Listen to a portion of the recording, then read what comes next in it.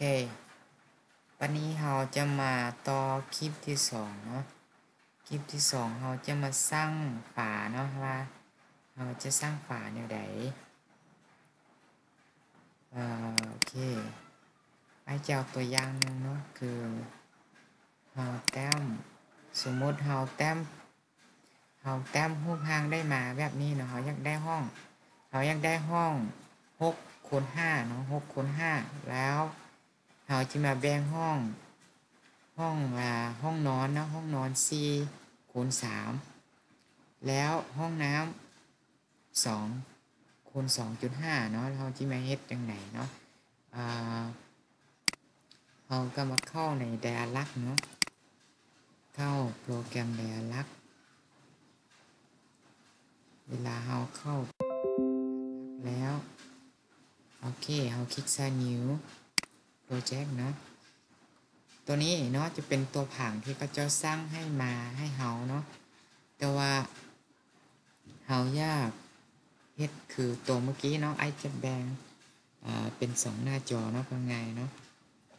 โอเคไอจะแบ่งเป็น2หน้าจอแล้วเพื่อเบิ่งง่ายเนาะ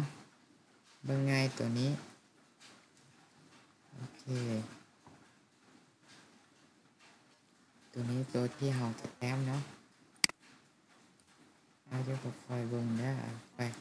แบ่งหน้าจอนี้ขึ้นมาได้โอเค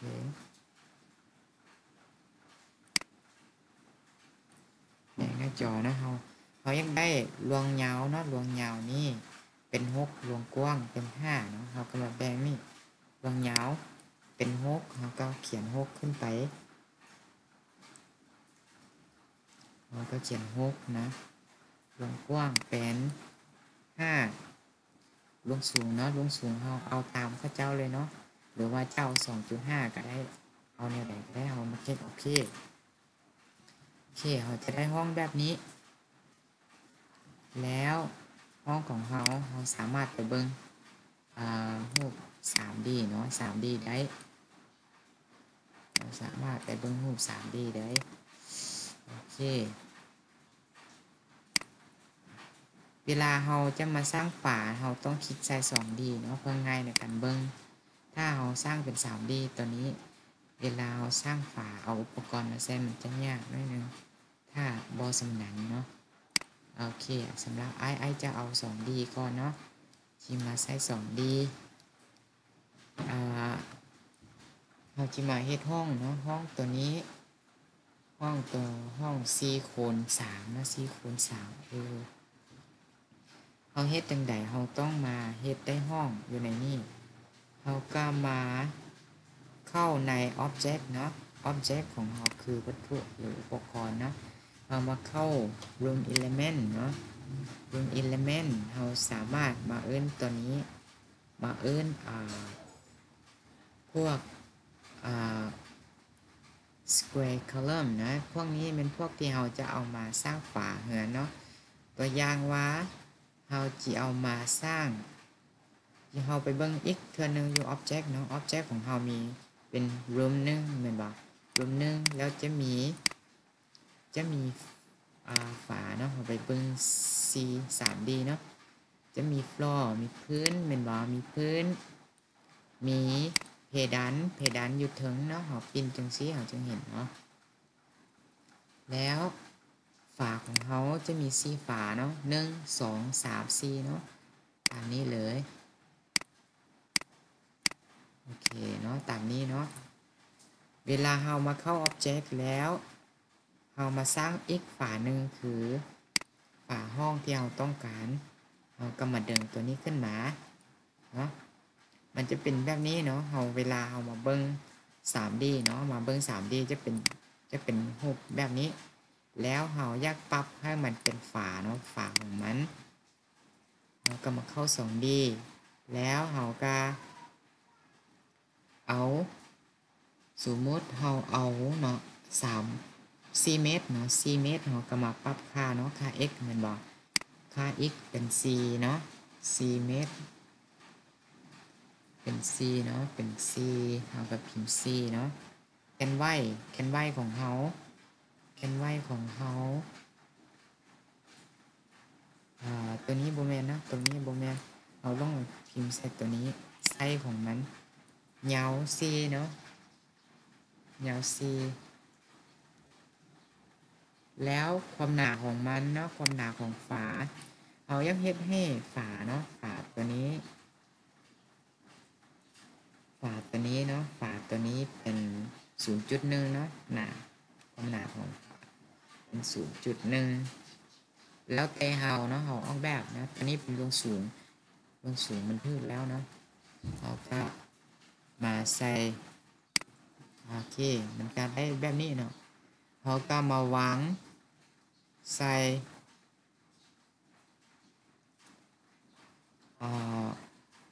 เราก็มาใหญ่เนาะมาใหญ่เราสามารถใหญ่ได้เนาะใหญ่ได้เลยที่ว่าเราอยากให้เนาะจุดที่ตั้งนี่มันอยู่จุด3เนาะ3กับ2เนาะเราก็มาเบิ่งแกนเนาะแกน x ของเราอยู่จุดใดแกน x ของเราอยู่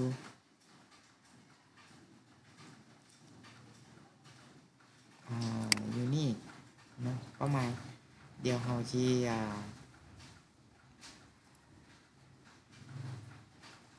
เราก็มาเบิ่งเป็นตัวนี้เป็นแกน x เป็น2.5 2.5 นะ3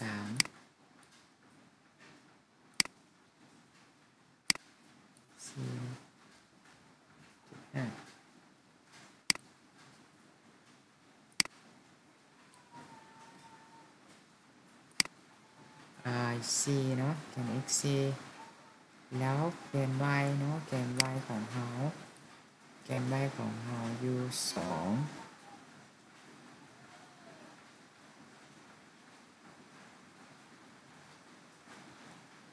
เราสามารถย้ายตัวนี้ได้2.5เดี๋ยว 2.5 2.5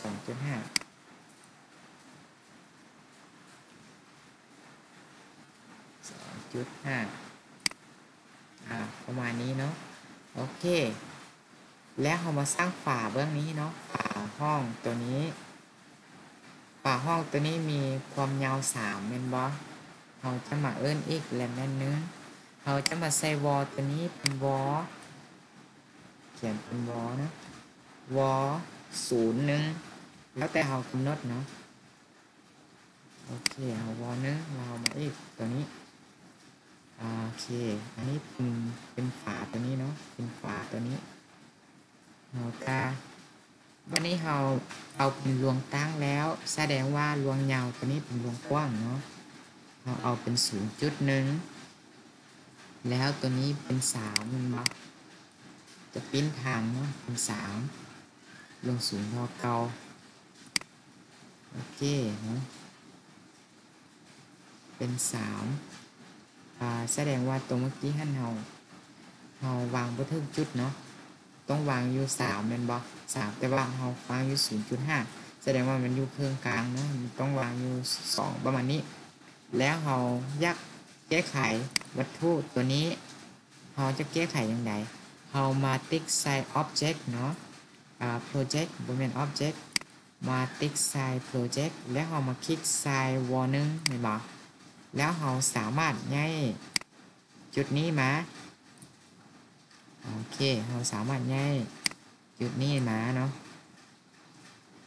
เพิ่มมันมาอยู่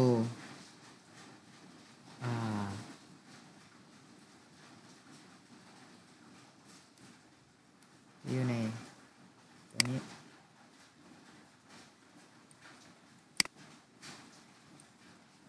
เวลาเราปรับยังเหลือค่าน้อยนี้เราย้ายมันบ่ได้เนาะเราสามารถมาปรับค่าตัวนี้เนาะปรับค่าตัวนี้ไปตัวอย่างว่าอันนี้เป็น5โอเคค่าตัวนี้มันต้องเป๊ะมานี้เนาะ แล้วเราก็มาคลิกใส่ตัวนี้คืน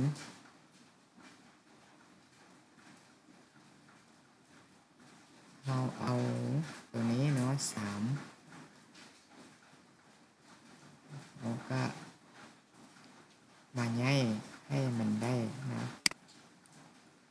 ตามความต้องการของเราโอเคเนาะคือเราได้ห้องนอนแล้วเป็นบ่เราอยากเบิ่งว่ามัน 3D เป็นจังไดเราสามารถมาคลิกใส่ 3D เป็นบ่โอเคเป็นแนวนี้เนาะโอเคได้แล้วเนาะเราได้ห้องหนึ่งห้องนอนแล้วเราได้ห้องนอนแล้วเนาะเราก็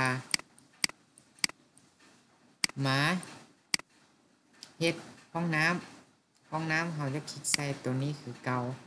แล้วมาคลิกใส่ Object เอามาเราเปลี่ยนชื่อตัวเมื่อกี้ก่อนเนาะเรายังลืมเปลี่ยนชื่อเอามาเขียนเป็นว2เนาะว02เพื่อบ่ให้สับสนเนาะหลังจากนั้นเรามาคลิกใส่ตัวนี้ Object เนาะเรามาสร้างห้องน้ำของเรามียาว2เมตรเนาะหนา 0.1 แสดงว่าตัวนี้เป็นรวงกว้างแล้วเป็นรวงยาวเนาะ2แล้วตัวนี้เป็น 0.1 เนาะบ่แม่นตัวนี้เป็น2นะโอเคบ่ผิดเป็น2อันนี้เป็น 0.1 โอเคแล้วตำแหน่งของมัน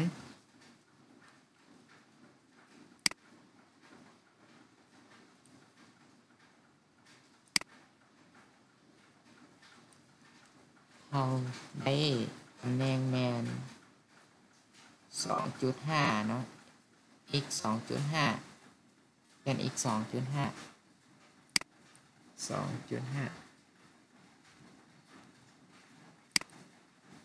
แล้วแกน y แกน x เนาะแกน y เป็น0แกน x 0.5 เราอยากรู้ว่ามันถูกบ่เราก็มาแทกเบิ่งเนาะเอามาแทกเบิ่งยึดแสดงว่ามัน3แล้ว 3.45 แล้วมันบ่ได้เนาะเอาคลิกใส่แล้วก็ย้ายมา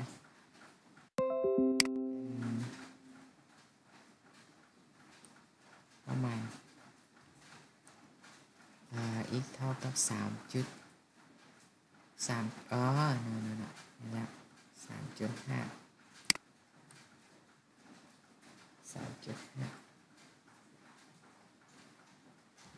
3.5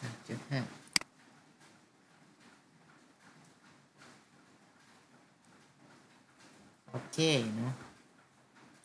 มาเทสเบิ้ง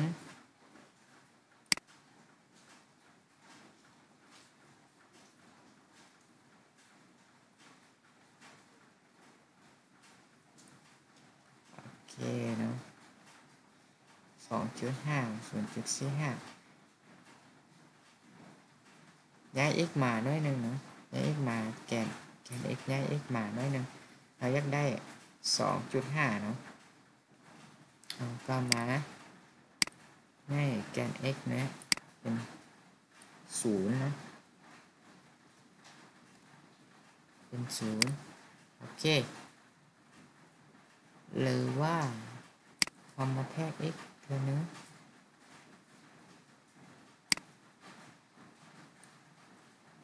2.95 ยังไม่ได้เนาะเอามาง่าย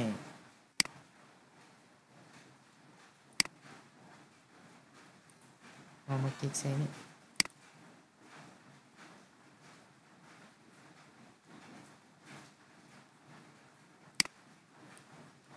โอเคกัน x 3.3 ตัวนี้เรามาคิดรายจุดพองนักของมันเนาะ3.35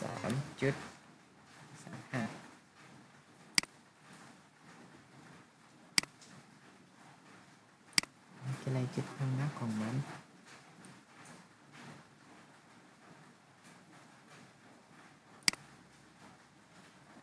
จุดพำนักของมัน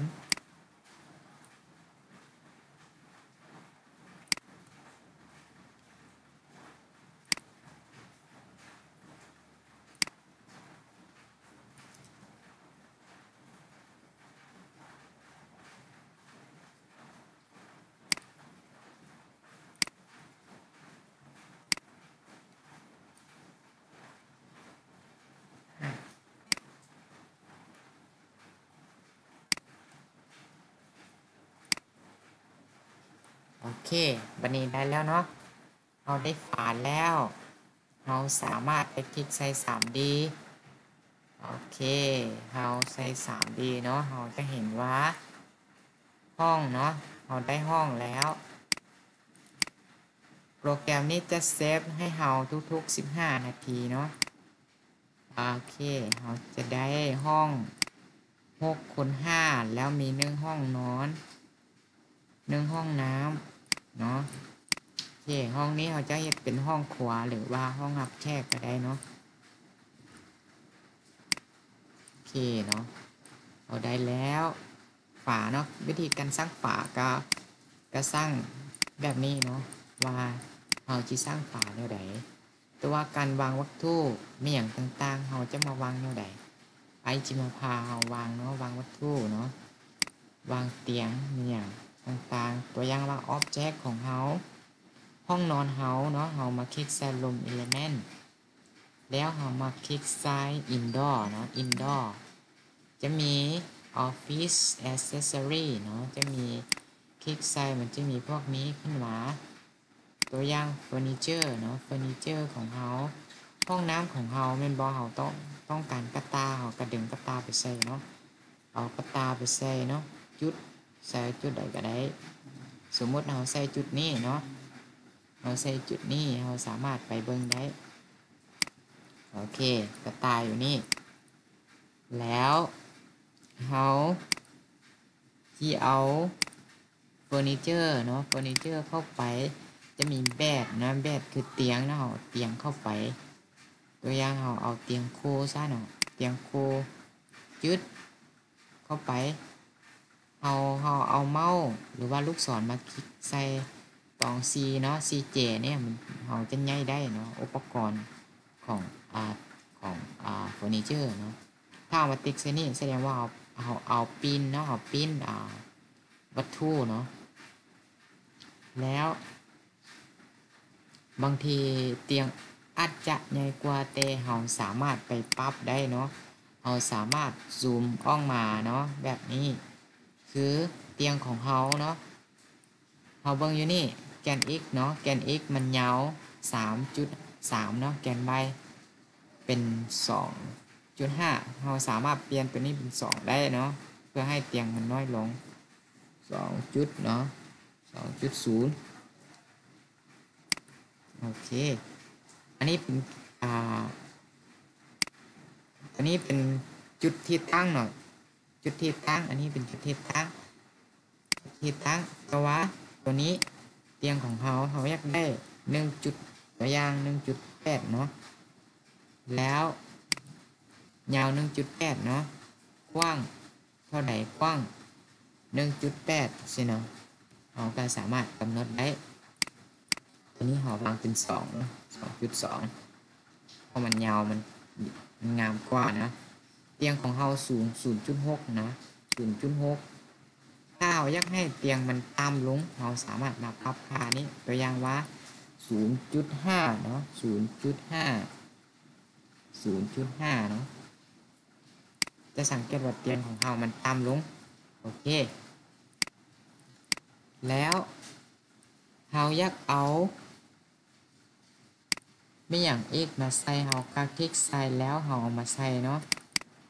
เฟอร์นิเจอร์ตัวใดที่เราต้องการเราสามารถจับแล้วมาวางใส่ตัวอย่างว่ามีตู้ใส่เครื่องบอสต่างๆเราสามารถเอามาวางใส่อันนี้เป็นวิธีการเอาเฟอร์นิเจอร์เข้ามาเนาะตัวอย่างเอาตู้เนาะตู้เครื่องมาใส่ ตู้เครื่องมาใส่เอาวางมาใส่จึดโอเคเอามาวางใส่เราสามารถไปเบิ่งเนาะ 3D ได้โอเค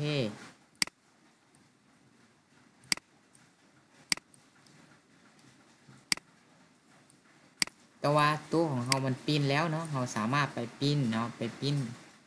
ของมันไปปิ้นเราก็จับตัวนี้บืด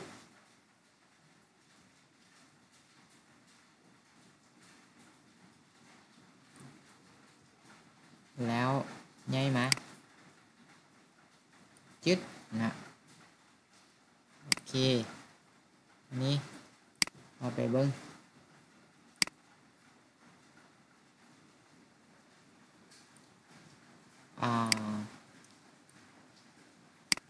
โอเคเนาะเราวางตู้เนาะเราวางตู้ได้แล้วเราอยากให้ขนาดเท่าไหร่เราก็ปรับอยู่นี่นะลวงยาวลวงกว้างเนาะของตู้เนาะเราก็มาปรับค่าของตู้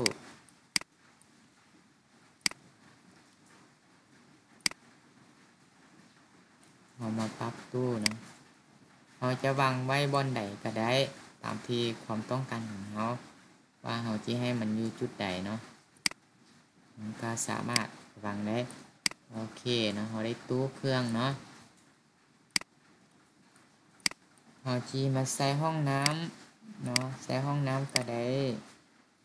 ตัวอย่างห้องน้ำของเราเนาะเราจะเอาวิทย์ไปใส่โอเค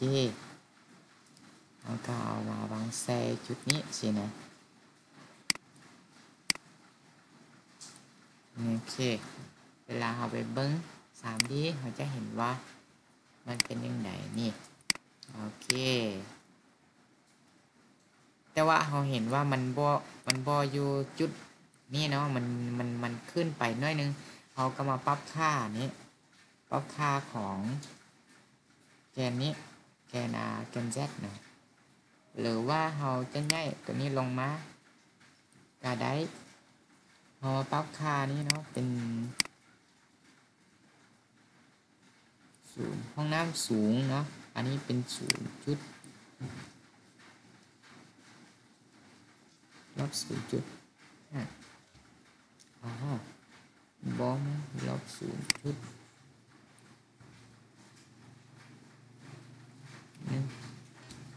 โอเคเนาะเราจะเห็นว่ามันติงกับพื้นแล้วเนาะโอเคเราอยากได้เฟอร์นิเจอร์ตัวใดเราสามารถนำมาใส่แล้ววันนี้เราจะไปใส่สีเนาะสีอุปกรณ์ต่างๆสีห้องนั้นเราเข้ามาวันนี้เราเข้าไป indoor เนาะ texture indoor แล้วเรามี floor เนาะมีพื้นเนาะพื้นเราอยากใส่พื้นสีหยังเราคลิกไปจะมีตัวอย่างเราใส่พื้นตัวนี้เห็นบ่โอเคจะเป็นพื้นเรามี wood มี ceiling เนาะเรายังมีเพดานเรายังใส่สีนั้นเราก็คลิกไปเนาะตัวอย่างว่าไอใส่สีนี้เพดานนะโอเคสีนี้แล้ว window เนาะ window ปงเยี่ยมเนาะปงเยี่ยมของเรากับอันนั้นเราอยากได้เราก็ไปอยู่ object นี่มาใส่ดอก็คือการเนาะดอคือการเวลาเราสร้างป่าเราต้องจงประตูเนาะจงประตูว่าประตูเราเฮ็ดยาว1 เมตรกว้างเท่าใดเราก็เฮ็ดเราก็วางไว้แล้วเวลาเรามาใส่สีก็ใส่เข้าไปเฟอร์นิเจอร์เนาะเฟอร์นิเจอร์ตัวอย่างว่าตู้ของเราสินะโอเคเราก็มาใส่สีใส่เฟอร์นิเจอร์ตัวอย่างว่าห้องน้ำวิทของเราอยากได้เป็นแบบนี้นะเราก็มาใส่โอเคกระตาขี้เหงื่อสิเราก็มาวางใส่โต๊ะเด้เนาะเอาตัวนี้เนาะคือการใส่ฝาเนาะแล้วก็อุปกรณ์คลิปต่อไปอาจจะสอนวิธีการเอาดอกไฟเนาะการวางดอกไฟแล้วก็เอารูปเอาคำนวณเนาะคำนวณหาค่าโลเมนของนั้น โอเคขอบใจตามรูปที่ต้องการเนาะเราจะสร้างเงินจังใดเราสามารถเฮ็ดได้เนาะตามความต้องการของเราและอีกวิธีหนึ่งคือเราสามารถแต้มเงินอยู่ใน AutoCAD ได้แล้วเรามานำมาเข้ากับDialog ได้เนาะเดี๋ยวคลิปต่อไปไอจะสอนวิธีการเอาไฟล์ AutoCAD เข้ามาเนาะไฟล์ AutoCAD เข้ามาว่าเราเอาเข้าจังไดเนาะถ้ามักและอยากเห็นรู้หลายขึ้นก็ติดตามเนาะกดติดตามกด subscribe ให้ไอ้ด้วยเนาะไอจีถาเฮ็ดให้ไปเทื่อละสเต็ปเนาะเทื่อละขั้นเนาะโอเค